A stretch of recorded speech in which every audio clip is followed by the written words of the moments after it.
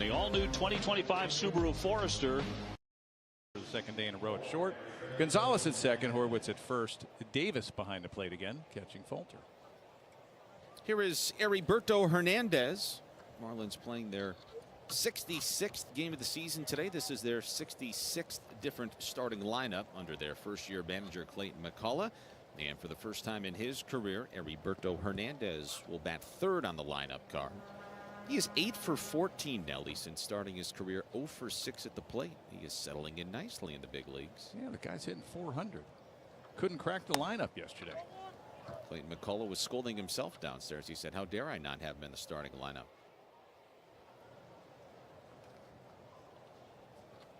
Nobody on, 2 out. There's a look at Clayton.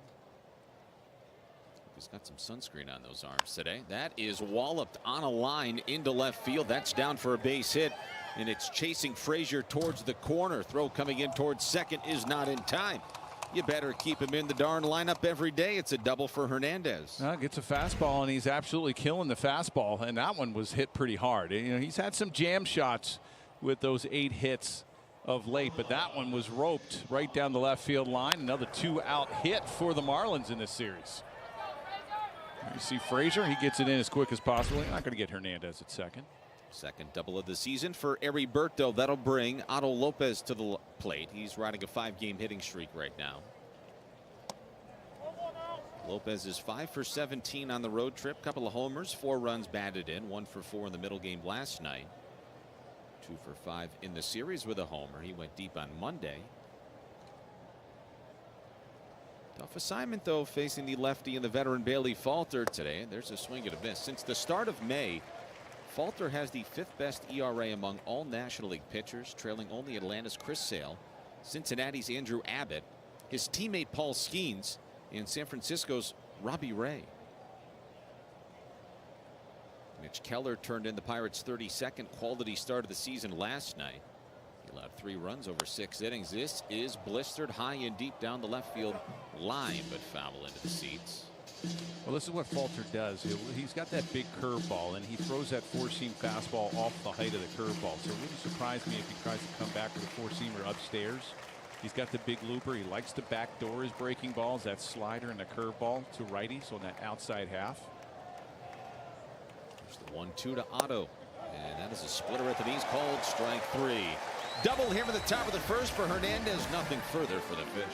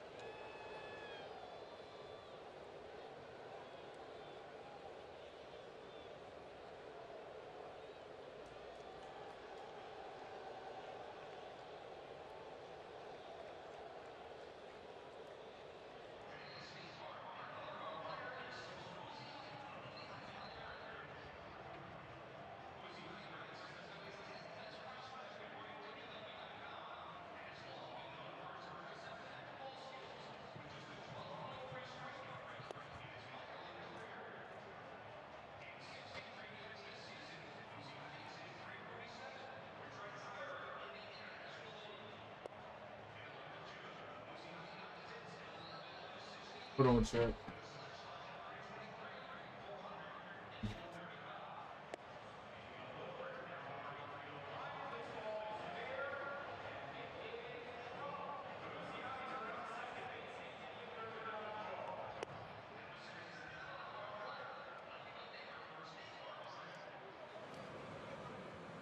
And we're back here in Pittsburgh this afternoon. Ocean Bank starting lineup for Don Kelly's Pittsburgh Pirates, who conclude today their season-high tie, 9-game homestand against Houston, Philadelphia, and Miami. They're 5-3 to begin this homestand, and to wrap it up here today with a rubber match against the Marlins. Cruz, McCutchen, Reynolds, Horwitz, Gonzalez, Frazier, Davis, Hayes, and Isaiah Kiner-Falefa wrap things up for the Pirates today. On the mound for the Marlins, Cal Quantrill, 13th start of the season, his 5th career start. It's the Pittsburgh Pirates, 3 wins, 6 losses, and a 5.63 ERA First offering of the ball game to O'Neal Cruz, who went deep last night, is cut on and missed. He's been really good over his last 6. 27 2/3, only 10 earned runs. That's a 3.25 ERA. Sinker 94 misses outside to O'Neal Cruz. Cal Quantrill made the second longest start of his major league career in his last start here in Pittsburgh. That was with Colorado May 3rd of last year. It was his last major league start with 9 or more strikeouts in the 5th such start of his career. 4 starts in his career against Pittsburgh. He's 1-1 with a 2.38 ERA, 4 walks and 18 strikeouts. Had some success against the Buccos. Well, he hasn't given up. Baseball is brought to you by the all-new.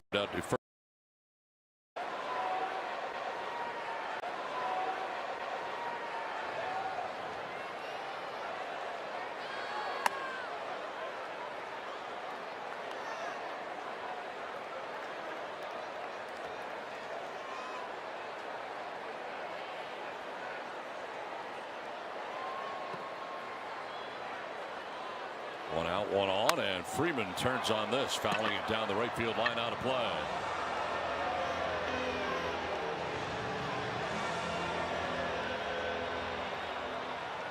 .30 pitches in relief for David Morgan. The third last night. Well, he's in left field. He plays everywhere. Myers in center. Hernandez gets to start in right. Norby back at third. Lopez Edwards up the middle. Wagaman over there first again. Fortes catching Quantrill. Hernandez making his 2nd career start in right field. He doubled for the Marlins in the top of the 1st. He remains red hot at the plate. Here's Andrew McCutchen. Speaking of red hot, he's been going good for a while now. McCutchen has hit 4 in a row, and he's hitting .313. The old man is over his last 17 games. Old man at 38 years old. How about that? It's incredible, isn't it? You got to watch Cruz over there at first base. He's got 23 stolen bases. That leads the National League.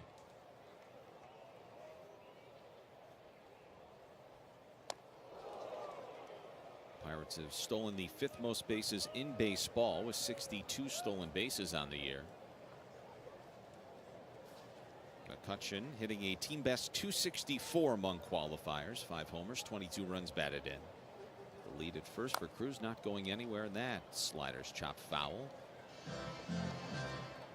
Now 2 off-speed pitches. You had the cutter and then 2 sliders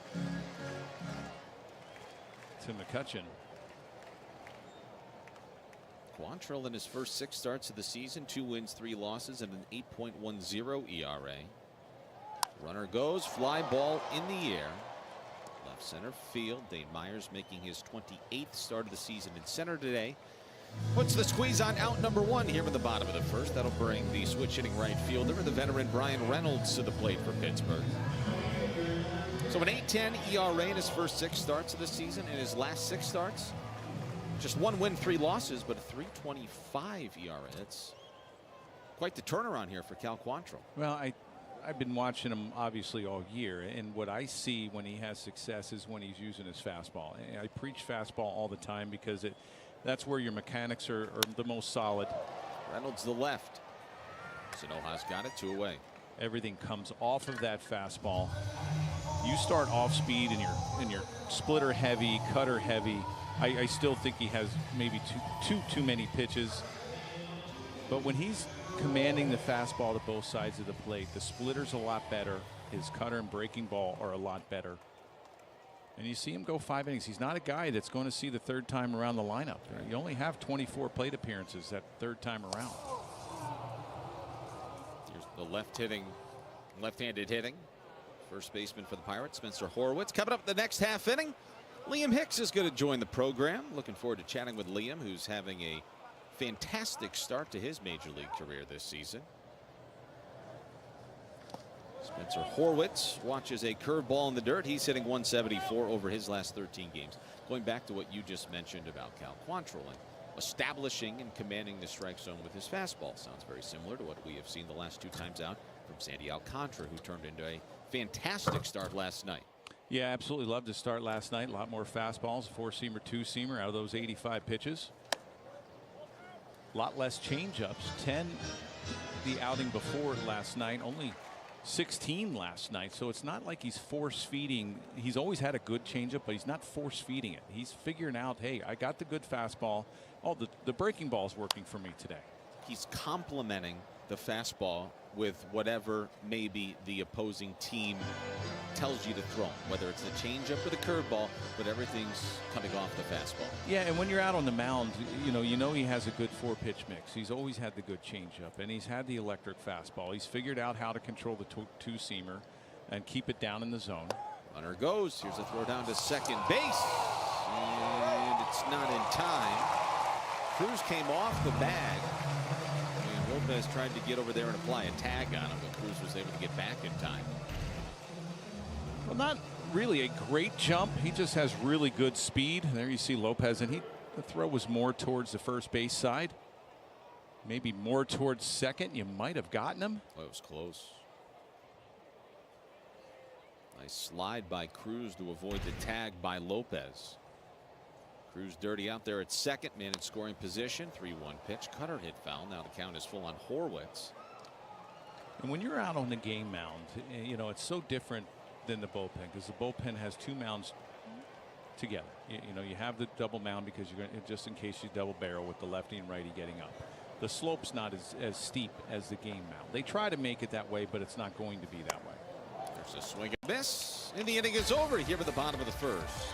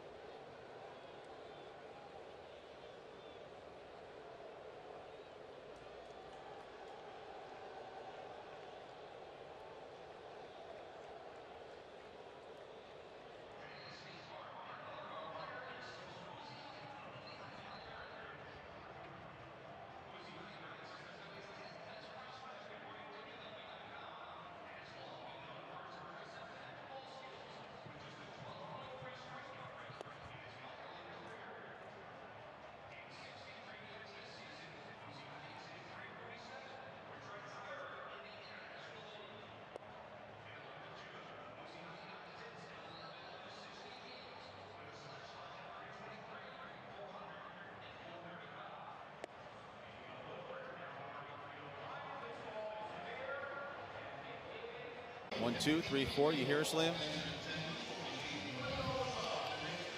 How about now, Liam? You hear us? You hear us? You hear us?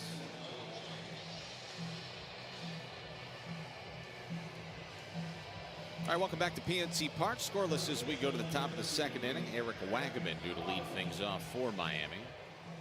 Wagaman hitting .295 over his last 22 games with 5 doubles and a homer. 2 for 4 last night, 2 for 4 in the series, 5 for 17 on the road trip is Wagaman, who's 0 for 3 lifetime against Bailey Falter. He's got that unconventional setup out of the windup, and his first offering near the innings, a sinker and a called strike. Well, top of the second, and we are pleased to be joined by Marlins catcher, Marlins first baseman, Marlins designated hitter. It's Liam Hicks. Liam, thanks so much for joining us, man. It's Kyle Seeloff and Jeff Nelson. How you doing today? I'm doing well. Thanks for having me. Well, it's great to have you on. And this has been an incredible start for you, Liam, to your major league career. In your wildest dreams, did you ever think you'd have this kind of success, having never played above Double-A ball? I'd like to say yeah, but no, I know it's a hard game. So it's been a good start. Hopefully, can keep it going. What's been the biggest adjustment from not? You know, I haven't seen a day in AAA, going from Double-A and now to the big leagues. I think just like the pitchers have so many different ways to get you out. Everyone's got pretty elite stuff. A lot of guys with multiple pitches that they can get you out with. So definitely like the scouting reports, knowing more about the pitchers. It's been a lot. Does it make it easier that a lot of guys in that clubhouse are all in the same boat like you? A lot of rookies, a lot of guys going through the first taste of the big leagues, does that make it easier that everybody's like all in one and going through the same kind of deal and you day after day? No doubt, yeah. The clubhouse is awesome. I mean, there's a ton of guys been through similar situations, going through the same kind of things. A lot of guys first taste of the big leagues, so it's been awesome. Lots of guys you can talk to for some advice too, who have been there, and then a lot of other guys that you can kind of talk with. You know, they're going through similar situations, so it's been really good. You know, Liam, I have been most impressed by taking a look at those National League rookie leaderboards among qualifiers every day, and so many of you guys, not just yourself, but so many of you, whether that's Eric Wagman or Augustine Ramirez, you're littered throughout this National League rookie leaderboard as Connor Norby flies one into shallow left field, and Oneil Cruz has got it. There's 2 away. But I'm just wondering, Liam, in your case, you have caught this season. Now you're playing first. What has the adjustment been like defensively, and how have you allotted your time depending on where you're playing in each and every game? Yeah, I think the staff's been really good with communication. Definitely like giving me a little bit of a heads up of when I'll be catching, kind of when I'll be playing first. So that's allowed me to kind of mix in with both pregame, you know, get my ground balls, routines, kind of trying to learn the position a little more now. And then also stay ready with bullpens, catching work with Singley. So it's been good. I think that's the biggest thing is the communication, so you know you're allocating your time to the right things. You know, first base is probably, I mean, both of them are tough positions. Oh, we're going to lose you here. They always do this, Liam. 3 up and 3 down. Hey, we're going to let you get back and enjoy the ball game. Have a good one. We'll catch up with you soon, Liam. Thanks for the time. Thanks for having me. All right, that's Liam Hicks. Scoreless after an inning and a half.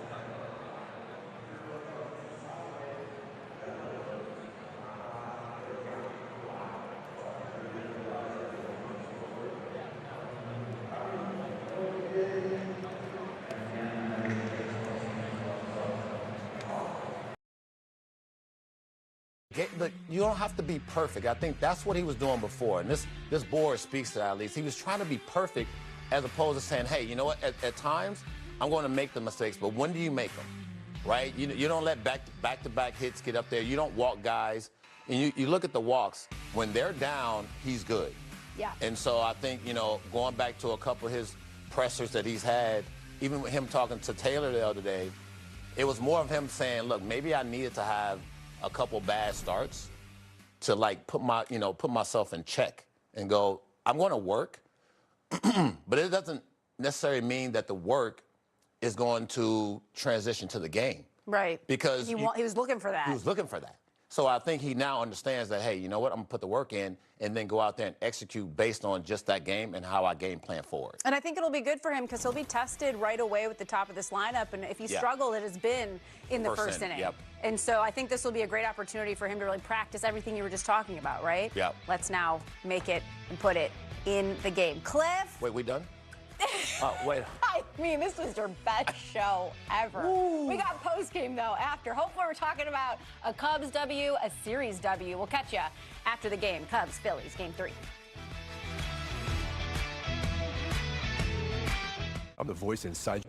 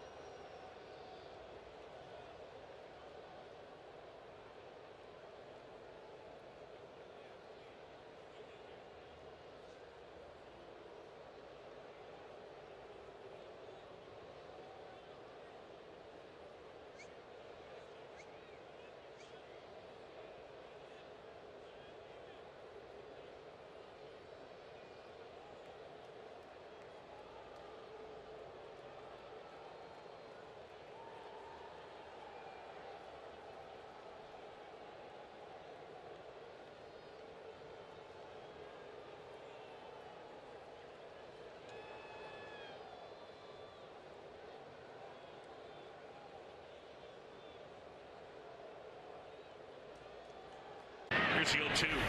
Raise the roof, and the Cubs have a lead. Way back, hello bullpen. This one back, it's got a chance, and that one is gone. And gone. Nice piece of hitting. Ian Happ, his second of the night. The home run barrage last night in Philadelphia. Welcome to Cubs baseball here on Marquee Sports Network. Cubs and Phillies as we wrap up this series and wrap up the road trip. Game 3 coming up from Citizens Bank Park. And welcome into the broadcast booth, John Sciambi and Jim Deshaies. Last night, Cubs pick up a win. The bullpen was great, but let's talk Ian Happ. That power starting to come. He homered the previous night and then 2 more last night. Good to see. Yeah, he's talking about being on the fastball, making real good decisions in the batter's box. Ian Happ from the right side has been pretty solid this year. Left-handed Ian has kind of struggled, so really good to see him start to pick things up from the left side. Don't be surprised to see him going on a pretty nice run here. All right, let's talk pitching matchup. Ben Brown goes today, and he's coming off a pair of really good starts. Meanwhile, for Jesus Luzardo, 2 really good starts is not how you would describe his last 2 times out. No, it's been a crazy year for Luzardo. Through 11 starts, he had a 2.15 ERA, and the last 2 times he got blown up. But let's talk about Ben Brown first. He's looked really good the last 2 times he has gotten to the mound for the Cubs. That fastball, curveball combination, really good for him. Friday against the Tigers, 7 innings of 7 hit, 2-run ball, struck out 7, walked only 1. A lot of first pitch strikes. That's been a real key for him his last 2 outings. And Luzardo, he's kind of a mystery man. It looked like he was headed till the All-Star game until these last 2 where he got lit up. We saw him back in April at Wrigley. He went 6 innings and allowed just 2 runs unearned on 3 hits. All right, so the Cubs with an opportunity for a winning road trip and a series win. When we continue, it's the finale, the rubber match. Lineups, first pitch, and probably a 35% chance you'll see Taylor McGregor. That's coming up.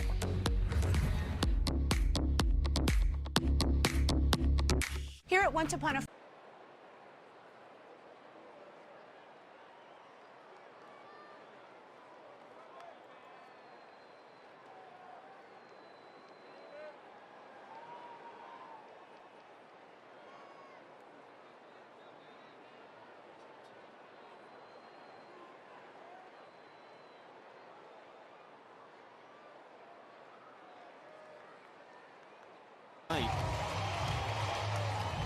Now the Pirates have men at first and third with 2 out for Isaiah Kiner for Leffa. The last 5 batters Quantrill's faced, he's gone 1-0 to each of them.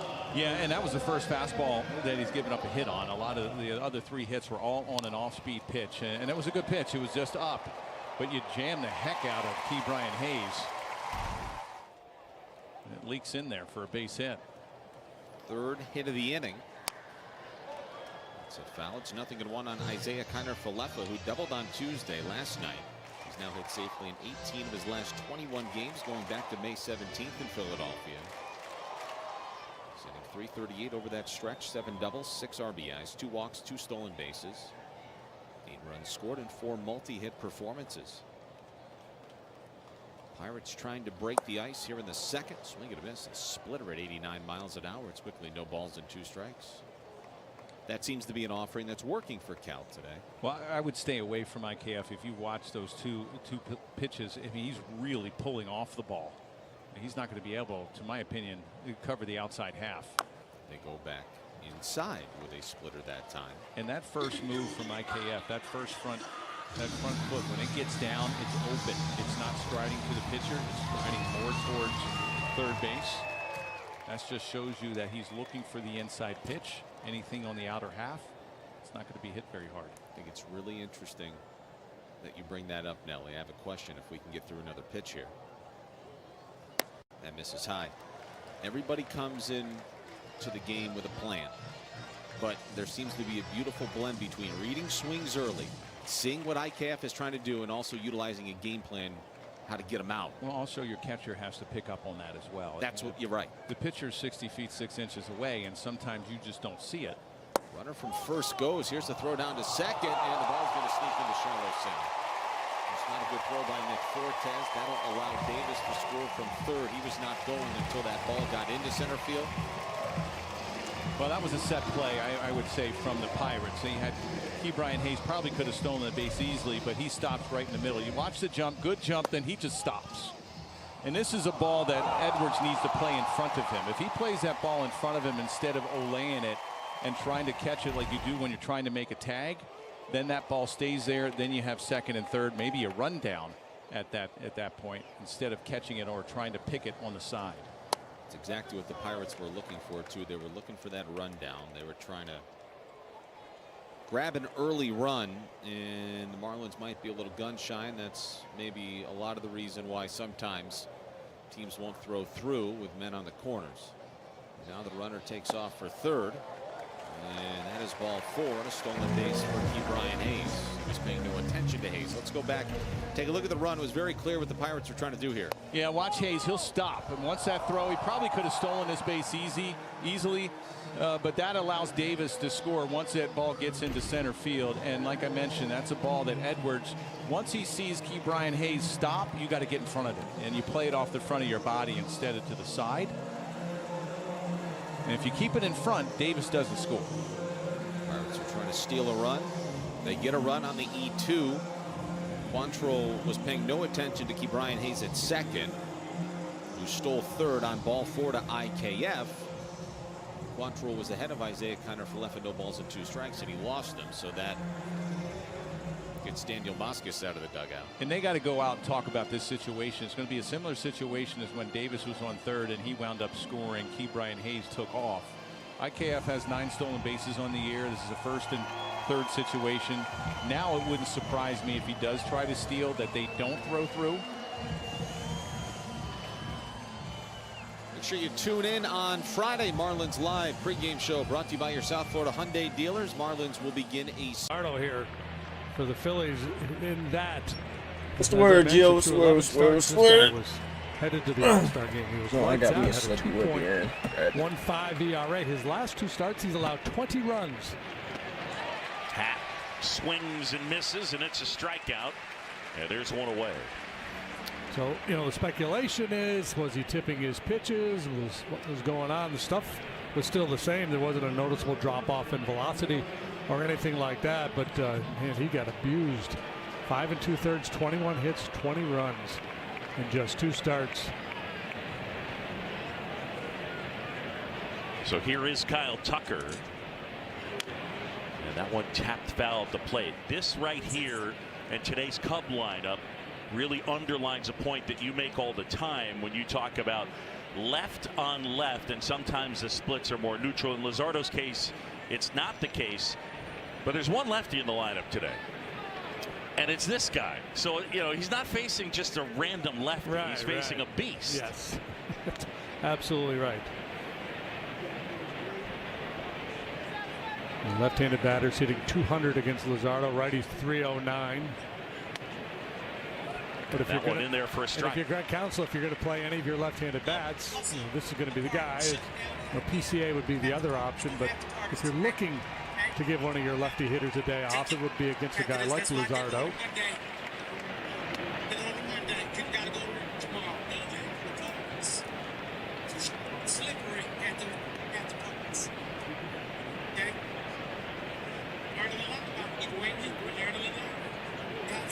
Tucker back in, awaiting a 1-2. And that's too high from Jesus Luzardo. Now Luzardo, a 4.46 ERA. We talk about fielding independent pitching, which isolates what pitchers can control. Walks, strikeouts, homers.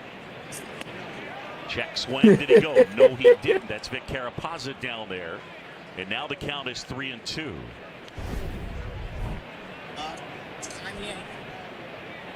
Good call, Vic. Rarely misses that call. Payoff pitch.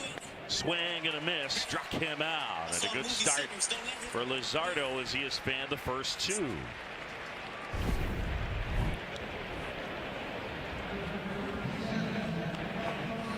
You get a sense of the weaponry that this kid features. We've seen 98-mile-an-hour fastballs and a nasty sweeper there.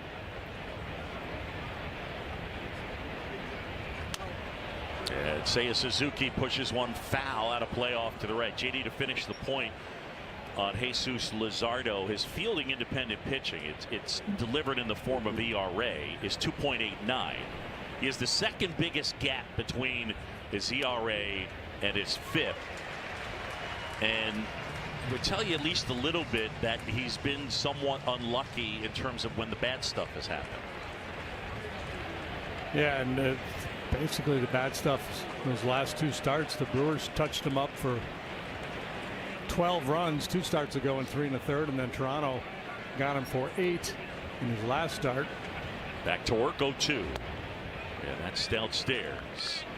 Pretty good change up there. Could have gotten the call. It's a good take by Seiya. You don't want any part of this one, but it's a power changeup at 90 miles an hour.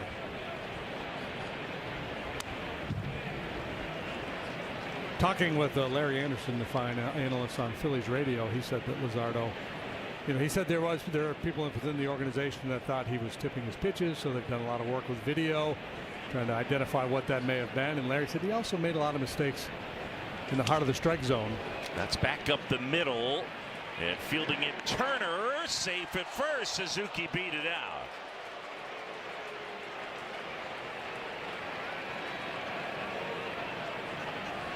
Wasn't hit very hard, might have broken his bat.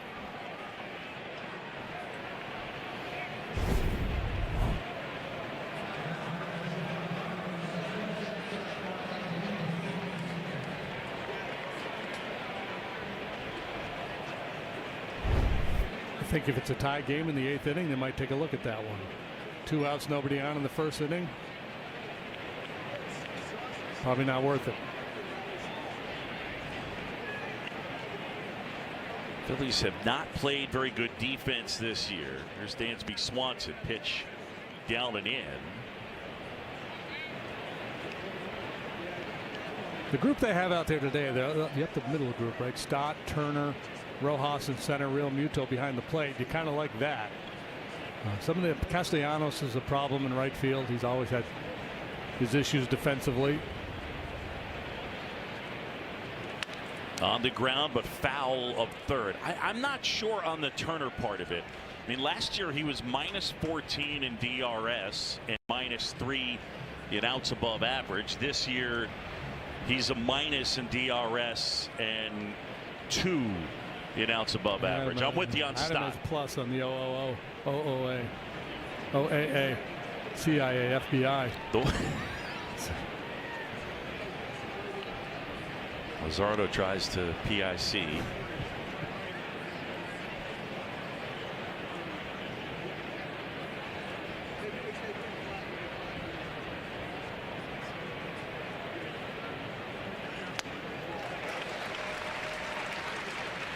We've talked often about how Dansby likes to hit the fastball, and he'll probably see some from Luzardo. That one up above the hands a little bit. That's a chase pitch for Dansby. We went deep here last night. Had a nice night at the plate. Home run single. The 1-2. Reaching, he pops it up. And that one slicing down the right side. Castellanos able to make the grab. That's a pretty nice play by Nick. Long run into foul ground. And tosses it to a fan in the stands. When we come back, Ben Brown will take them out. That's coming up.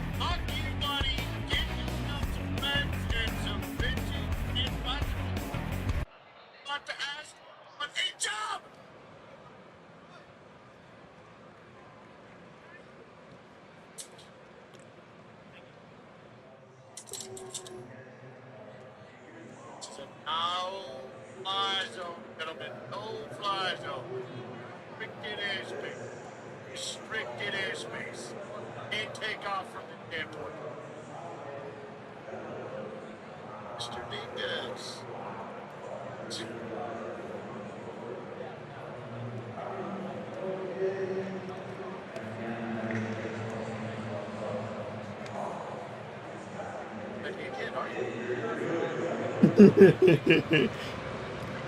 Suzuki got what we not. He didn't get exactly what we needed, but he got a little bit of it. Spike, nice pick. Tried to go to the changeup, but doesn't have a good feel for it here early. That was a good spot for the changeup, but he didn't execute it. Yeah, watch this scoop. I mean, that's tough to go. His body wasn't there, so it's a good thing he caught that ball. That would have been an easy run. That's a Stanley Cup save right there. Yes, it is. Payoff pitch. Swinging a ground ball to third. Jose runs him back, throws him out, 2 away. Well, you can see the internal clock of Jose Ramirez. He thought, I'm going to take a look in case Espinal was a little tardy getting back, but he knew he had time. Espinal did a good job to get back. I thought he was going to get him there, but he wasn't as far off as I thought. But Jose gave it a look, and then you get across the diamond for out number 2. Now a chance to get out of the inning. Christian Encarnacion Stram looks at ball 1 outside. Came off the injured list and hit everything in sight in his first 3 games. They held him to 1 for 8 in the series.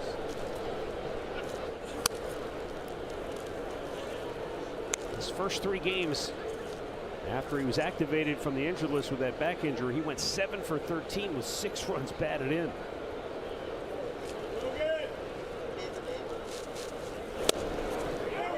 Terry Francona says of Christian Encarnacion Strand, he has quote unquote silly power to all fields. It looks like it.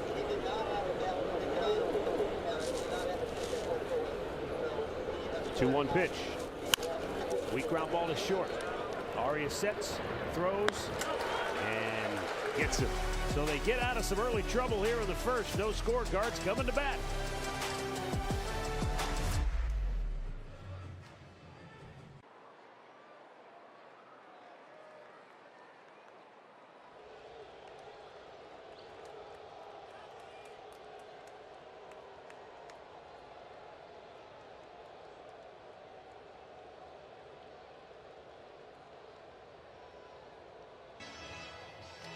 See, I grew up an Orioles fan, so it was a big World Series, '79. It's amazing when you look around the ballpark and some of the names that float around. Again, so many greats. So many Hall of Famers played with these Pirates. I think the Orioles that year had them 3 games to 1 when the Pirates came back. Is that right? Yeah, won 3 straight. Kelly's going to have a little bit more for us coming up shortly. She tours the ballpark today. Beautiful day to tour the ballpark, too. A little breeze. Maybe it'll get a little toasty out there right now. It's 75 degrees, sunny. A little after 1 o'clock here in western Pennsylvania today. High supposed to be 79 today, so not much warmer than this than it is right now. It's going to be hot in D.C. tomorrow. 90, 91. It's going to be hot throughout the course of the weekend as well.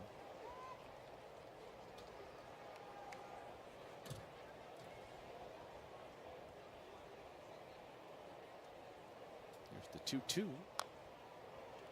Chop foul by Brian Reynolds, hitting .354 over his last 13 games. Goes back to the end of May. Reynolds 0 for 1 today. Flew out to left back in the first. Now 4 for 11 lifetime against Quantrill. Reynolds now 2 for 9 in this series with a triple, a bases clearing triple, I may add, on Monday. Quantrill's 2-2 offering is caught on it, missed.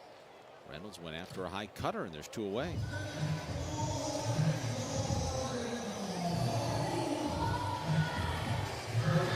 Fooled them. Gotten Reynolds a few times in this series with the ball up and out of the zone. He's a low ball hitter. Has a little trouble with that pitch up around his shoulders, his letters. Spencer Horwitz, he's 0 for 1 today. Left-handed hitting, first baseman for the Pirates. Now 1 for 8 in this series. Hitting .174 over his last 13 games.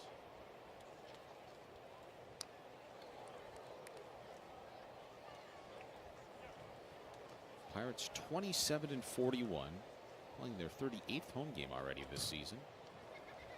14.5 games back of the division leading Chicago Cubs, who doubled up the Phillies 8-4 last night in Philadelphia.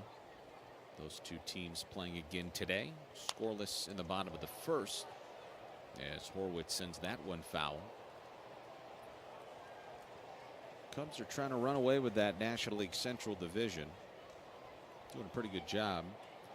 Both them and the Mets have a 5-game lead over the Phillies and the Cardinals in their respective divisions. The Dodgers got pounded last night. Kike Hernandez was pitching in San Diego in the 6th or 7th inning. Their division lead down to a half game in the National League West.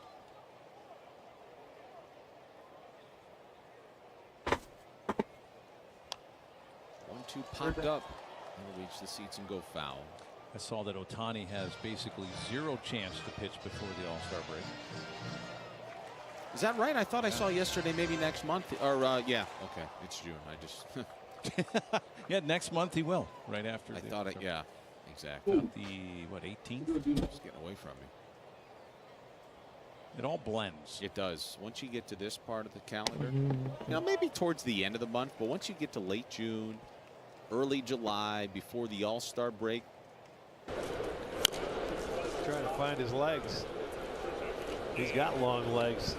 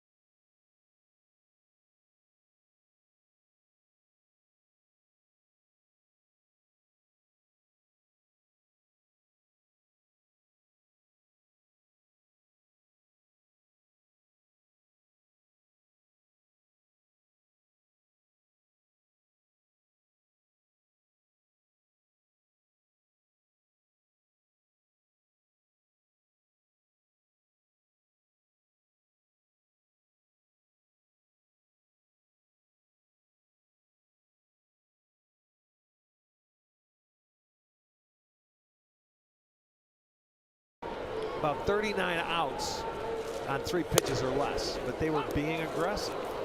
They preyed upon the aggression, and that helped. Abbott said that helped him get through 9 innings because of the short innings added. Yeah, because yes, but sometimes you gotta hit balls and you get base hits. Sometimes you don't. When you have that approach and you don't get your hit, you can't be upset. I mean, they had some pitches. Hammer, deep left field. Hampson on the run. It is off the top of the wall. Fry got a great read all the way to third. He's coming home. He's gonna score. It's 1-0 Cleveland. Jose Ramirez with a double high off the left field wall. It just missed getting out of here. But David Fry had such a good read that he was all the way around second base. And it made it rather easy for Rougned Odor to wave him home. This ball hit right off the top of the wall. Did you see Fry? He had such a good look at it. He knew there was no way they were going to catch it. It was just a matter of would it be over or off the wall. Now Ramirez in scoring position for Carlos Santana, and it's up high.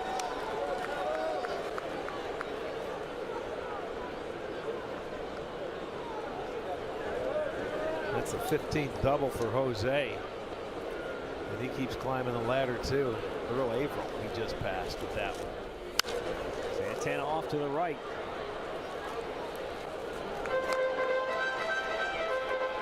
That time that ties him with Arias for doubles, team leader. And they have a 1-0 lead. You know, I also said doubles big. 70% of their hits over this month so far have been singles. Yes, thank you. We've seen so many of that. I mean, hey, there's nothing wrong with base hits. Oh, every once in a while you need to mix in a gapper. Ball hit off the wall like that.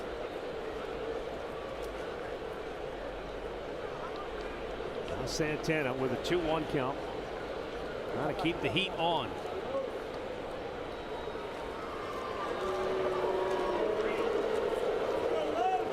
Santana had an RBI single in the series opener. His lone hit thus far against Cincinnati in this 3-game series. Ramirez breaks for third. Here's the throw. It's a good one, but Posey beat the tag. It's his 20th stolen base on the year. Trevino got off a good throw. It was a great throw. Hey, De La Cruz got one yesterday. He knew he had to get back down. Yeah, you could see that hand hits the base before Espinal can tag the shoulder. Infield comes in, 2-2 count for Santana.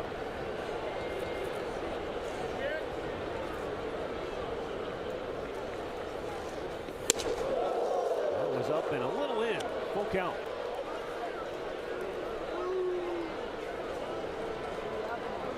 See if he goes to the changeup to try to get a ground ball. I'd throw the fastball in and try and jam him. One it up. And Santana pops it up. A good execution. Yeah, that was a breaking ball. It sure was. And he got him to pop it up. That's what he was looking for.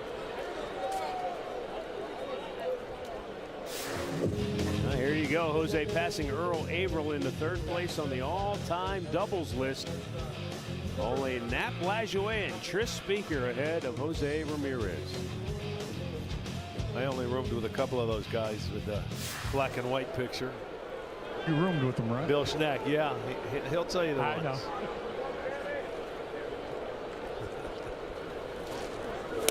There goes the bat. And Arias is having himself an interesting first inning. No question about it. What is going on? No glasses, threw a ball in the dugout, then throws the bat in his dugout. That's a tough first inning.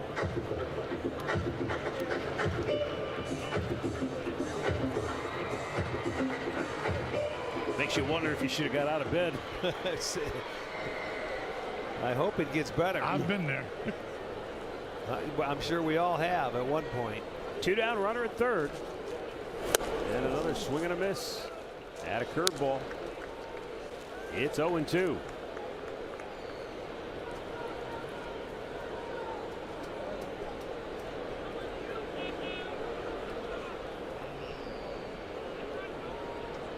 He keeps swinging. You got to keep throwing it. And why not? Struck him out on 3 pitches. But the Guardians strike first on a Jose Ramirez RBI double off the wall in left field, scoring David Fry. 1-0 Cleveland.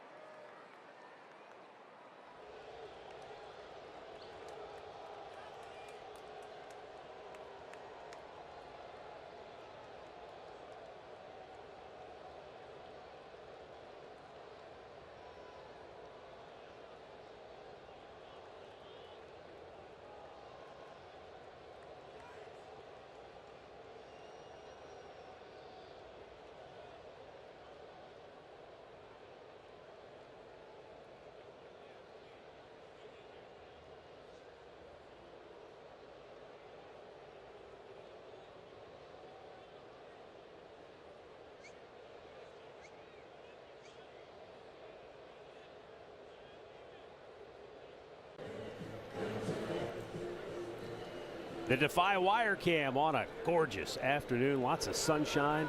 Well, we saw busload after busload dropping fans off outside the gates before the game. You don't want to leave when it looks like this. Right? Finally, we get some nice weather. We're heading out of town. Hey, thanks for coming. Have a nice day. Spencer Steer leading off the second inning. 2 for 5 in the series with a run batted in. And Logan Allen sails one high.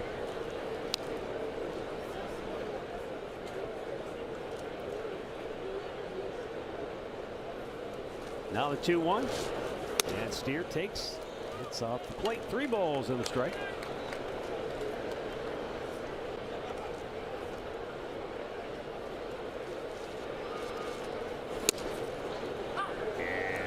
Generous. Yeah. Full count. Got a call. Well, that's what we talked about last night with the Cincinnati team. They're a patient team on that first pitch. They're looking for one pitch and one pitch only. If they don't get it, they usually don't swing.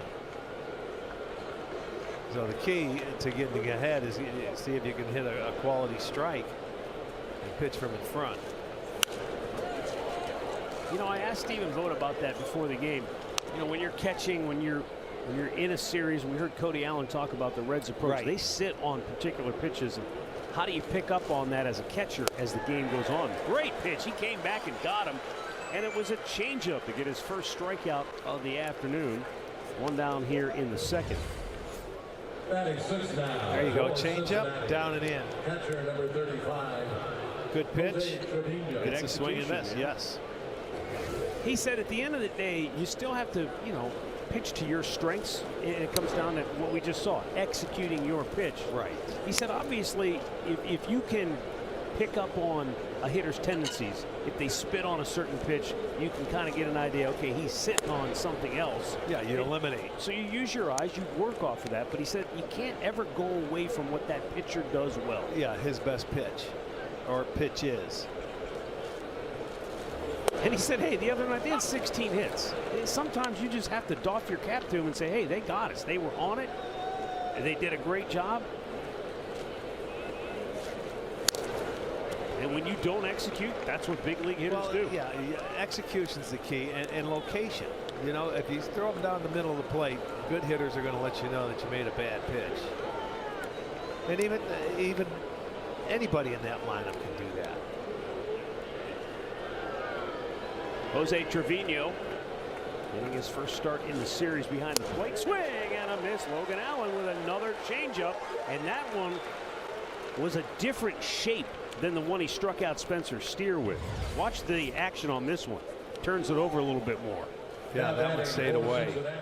That's a good one. In the 7th position, right fielder, number 17. So back-to-back strikeouts, and that's a big thing. Once they get on the board, your job is to go out and get 3 quick outs and get that offense back into the dugout. Connor Joe looks at a fastball away.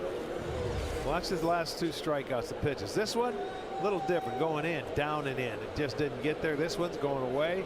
And that ball's had a little movement going outside off the dish. Inside corner, a strike called.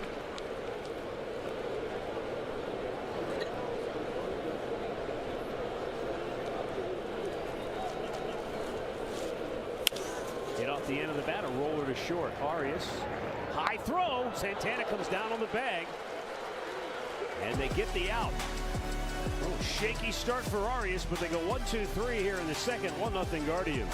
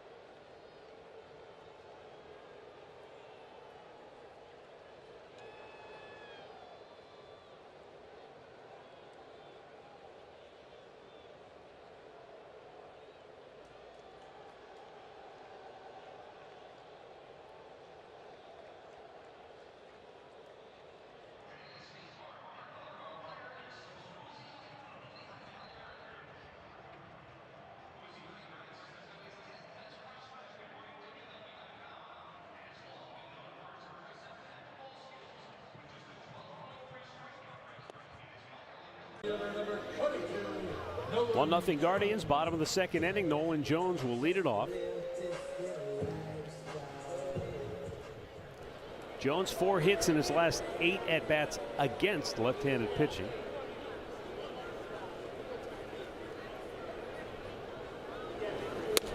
And takes a fastball, called a strike.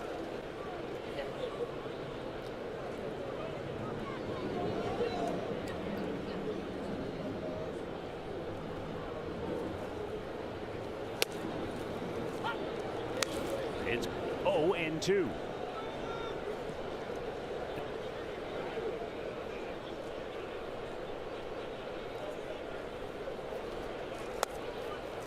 Jones, one of 2 left-handed hitters in the lineup today. They don't have any other right-handed hitters. The 4 guys on the bench, all left-handed bats.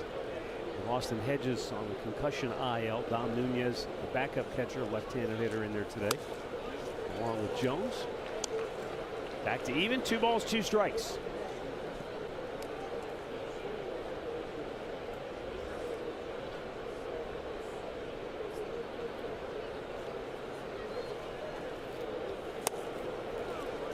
Way off the plate.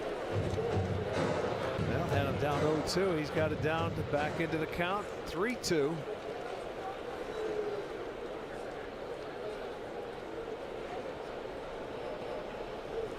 Payoff pitch. And wow, the Reds thought it was strike 3. But Nolan Jones gets a reprieve and he'll take ball 4. Lester Ceja calls it a ball. And it did look, where he caught it, it looked like it was off the plate, but the computer graphic showing it may have crossed the plate in the zone.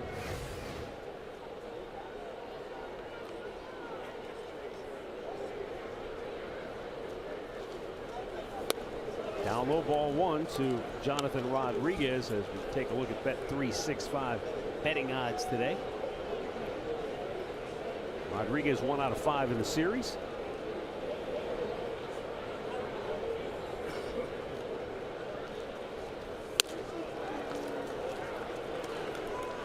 You know, thinking about that pitch that was ball 4 to Jones, that if you're an umpire, that's got to be the toughest one to call because it's cutting on the inside. Yeah, it's moving. And where you see him catch it, it's off the plate. But how do you? I mean, are your eyes good enough, do you think, from that position to see it maybe clip the corner before he catches it? That'd be tough to do because they're sitting, you know, usually on the inside part of that plate. So you guess out there. You may guess. And he had him down 0-2, and that's his fault for not throwing one on the plate before that. And then he was ball 1 to Rodriguez. Checked his swing, but he couldn't hold up. 2-2 for Rodriguez.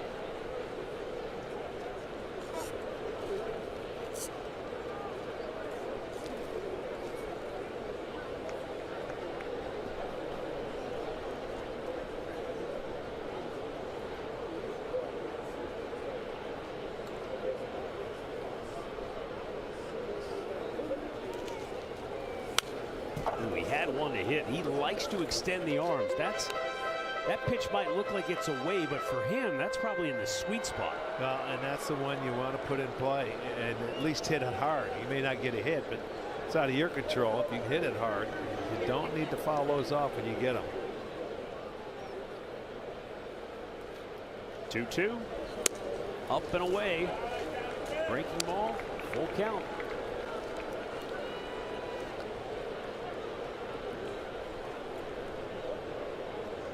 Dom Nunez waiting on deck. Leadoff man aboard here in the second. Guardians up 1-0. Lodolo fires to first, but Jones a very modest lead, able to get back easily.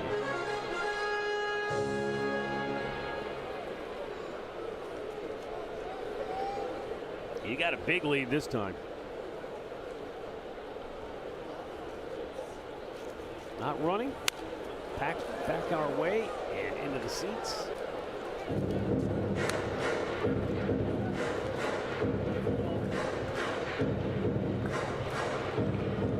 Rodriguez has seen 7 pitches.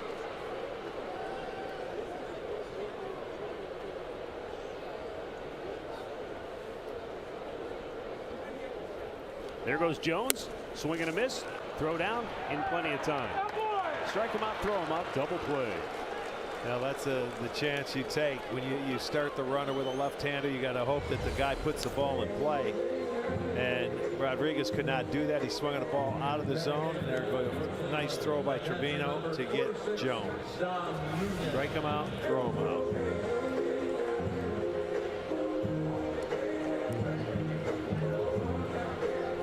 So with 2 down, Dom Nunez to the plate.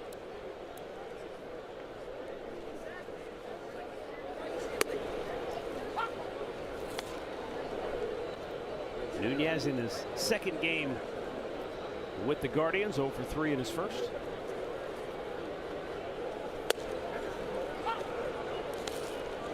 Spent the last 2 years in the minor leagues. Last big league appearance before this year was in 22 with Colorado.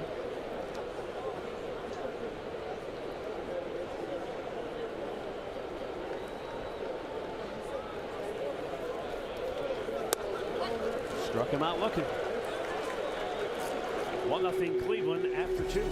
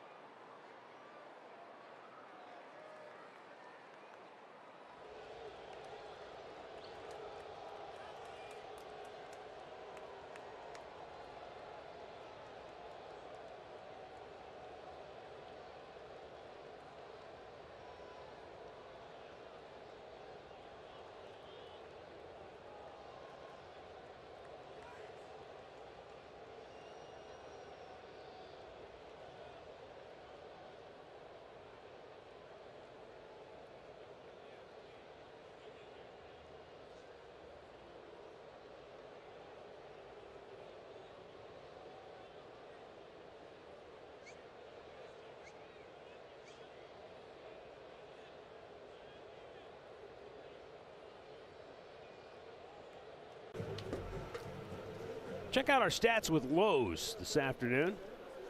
Season record against the Guardians, 5-0. They've outscored, I mean, 2-1, yeah. Yeah, I mean, it's just been.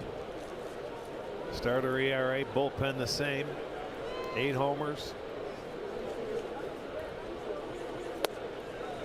Matt McLean trying to hold up. He went.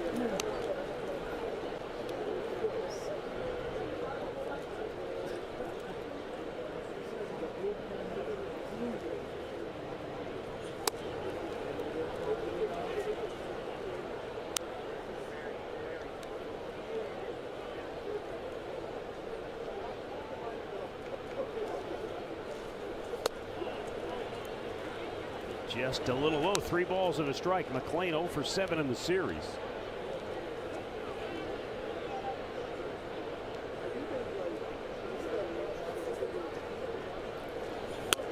And he checks on a high fastball. Ball 4. First walk issued by Logan. Reds get their leadoff man aboard for the first time today.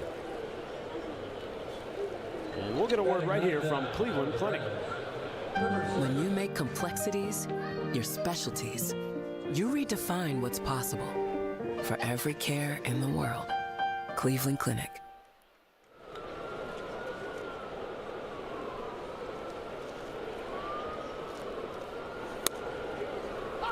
Fastball strike clips the outside corner. Garrett Hampson began the year with Arizona. He was designated for assignment in early May. Made his Reds debut on May 26th, and ironically, it was in Kansas City against the club he used to play for. Yeah, that's where we remember him from. He did the same thing last year, and he's bounced around a lot. In that game, he had his first multi-hit game of the year, so they got a little taste of what we deal with. Former guy comes to town and beats you up.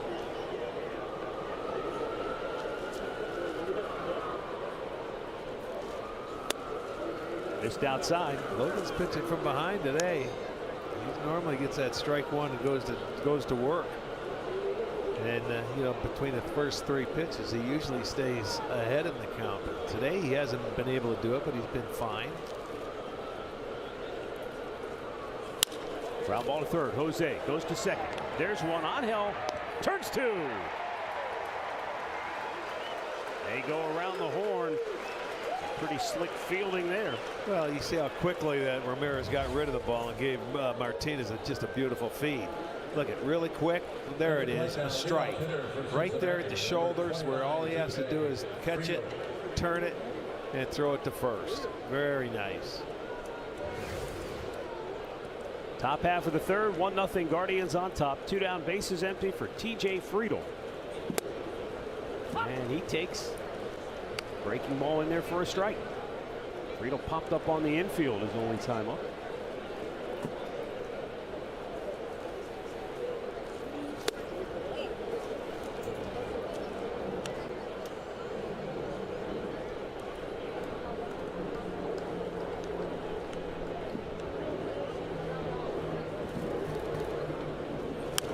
Fouled right back.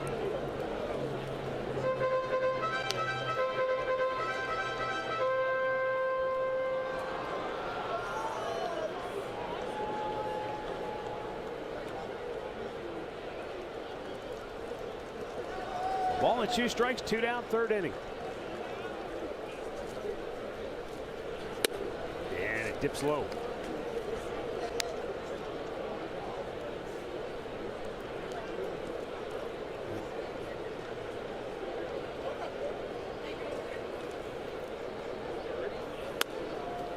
Up and away with the fastball, full count. Starting to go through the order for the 2nd time today. We'll see how Logan Allen navigates his way through. Swing and a miss. He gets his 3rd strikeout this afternoon. And we'll head to the bottom of the 3rd. Guardians 1, Reds nothing.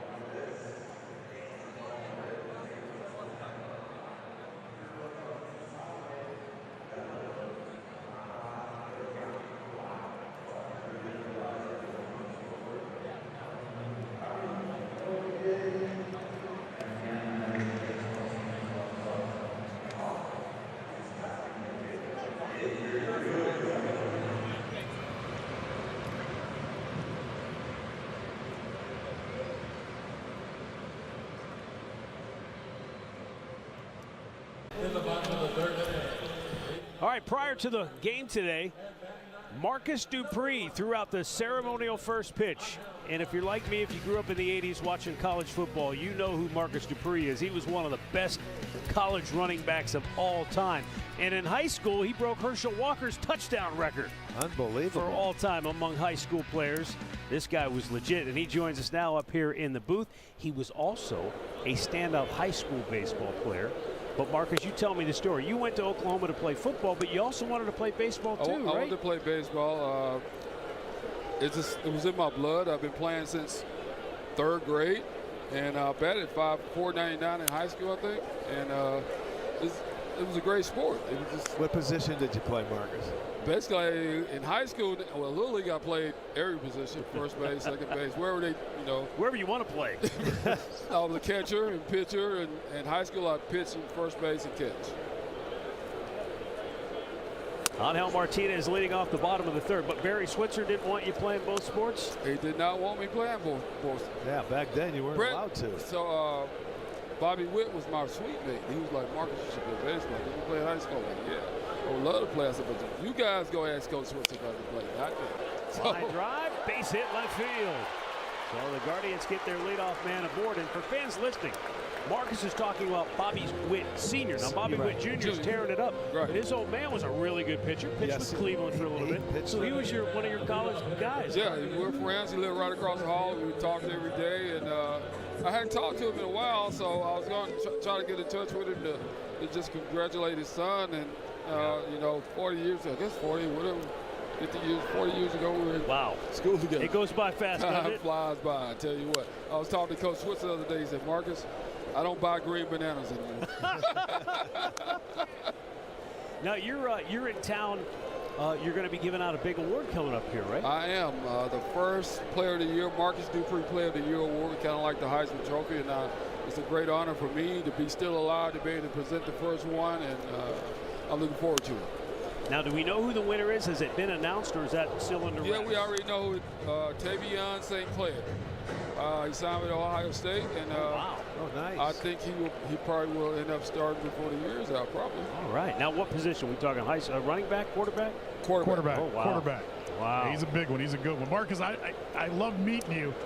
I'm just trying to figure out how anybody ever tackled you, man. Me too. I always thought that same thing. No. But even by running back standards of your era, you were one of the bigger running backs. Yes, I was 6'3", 230, ran a 4.2 40, bench press 450, and squatted 5, worked out with 500 pounds. So Coach Switzer said I was a beast from another planet. I was one from this planet. I showed Rick one of your highlights from your college days. A breakaway run. Wow. Yes. I mean, he said he's going 5 yards with one stride. A couple of strides. It was 2 strides. He got 5 yards. Runner goes, pitch lined up the middle into center field. That'll send Martinez all the way to third. Executed perfectly, and the Guardians have runners at the corners with nobody out. I think we figured out the Guardians' offensive issues. We just needed Marcus Dupree in the field. There you go. Bring me back. Sign me up. One-day signing. One-day contract. We need some offense. That's right. Now, that's what I love to do. I love people used to come watch me just hit the ball. Even in Little League. I love sitting up there hitting the ball. Marcus, I know it's been a time since you played, but I got to tell you, when you were down here on the field, I had almost every player come up to me and say, that guy was a running back. And finally, JT McGuire, our outfield coach, said, that guy was the truth. Go look at YouTube. Yeah, go look it up on YouTube, exactly. That's the thing about today, Marcus. You don't have to tell people your story. You can just say, just go look it up. Google it. Yep, exactly. It's there. Exactly. There's just no telling back then. We'd have had the internet back then. Oh, my God. It might be a good thing we didn't have it back then. In more ways than one. Right. Now, are you a fan of modern baseball? Do you watch baseball? I do. I watch all, what's his name? Tim. Here with you. He works with, I guess, the league. I'm trying to make it official. It's called the Biloxi Shuckers to Mississippi. Not the Savannah Bananas. No. Tim Bennett. Okay. He works with the Major League Baseball some kind of way. I met him a couple times. Just met him the other day while I was down that way. And he helped bring the team to Biloxi. Okay. We won us in Pearl, Mississippi. Okay. So you were from Alabama, is that right? No, I'm from Mississippi. You are from Mississippi. Philadelphia, Mississippi. Line drive. Foul ball by inches. Oh, it was right down the chalk, and it just looked foul. And we'll have to re-rack him here with runners at the corners and nobody out. Another look. It was close. He got the head out in front, and look at the hook on it. And I mean, it just missed by about a foot or two. Oh, wow. Good angle right there to see that one. Growing up in Mississippi. You said, shut up, bitch, I will slap the shit out you, pussy boy. Rooted for, were the Braves your team? The Braves, yes. Definitely the Braves. Ain't got no time to get with you. I'm trying to make you finish. 1-2 pitch to Fry. And he fights it off. Rafael Palmeiro and all those guys played at Mississippi State. So Oh, that's right, yeah. Yes. Will Clark. Yep. Rafael Palmeiro. They were a little before you, right? Yeah, that's why I said we used to watch it at Mississippi State. Go up and watch the game and stuff like that. 2 on, nobody out. David Fry. He just missed. Scalding one down the left field line. And the back foot slider, he missed. 2-2. I think you're right, Andre. I think that's the pitch. When he's hit batters, if that gets away, it's a tough one to command. All right, chat. I don't feel like looking at all this shit today. What we fucking with today? See something.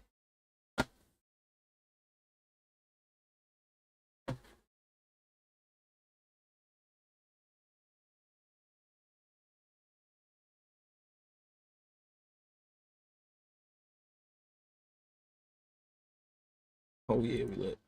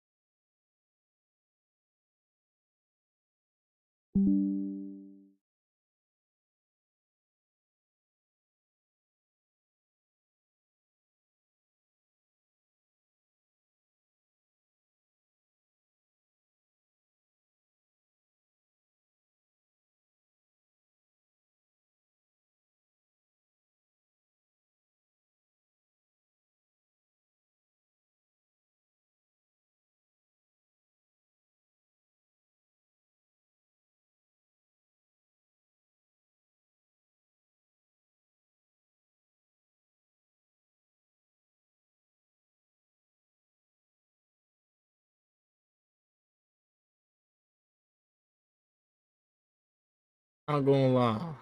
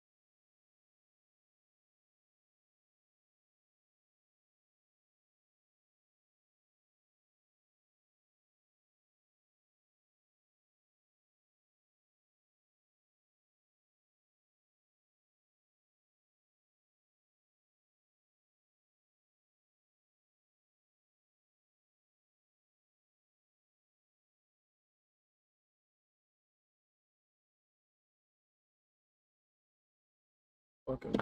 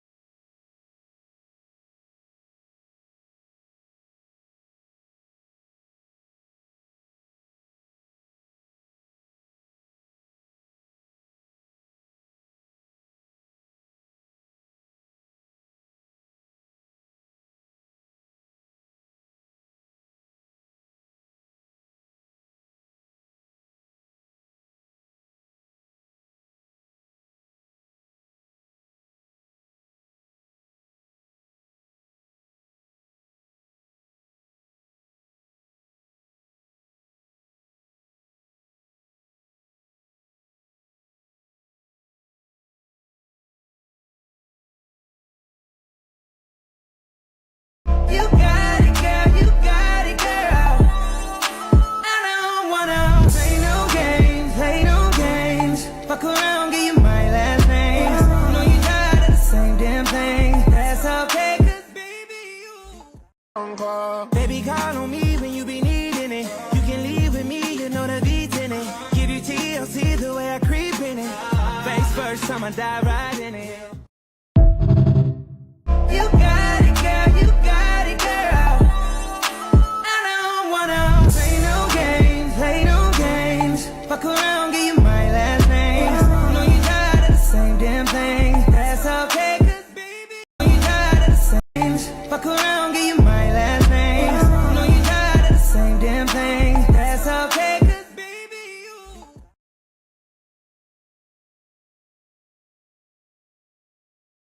Mm.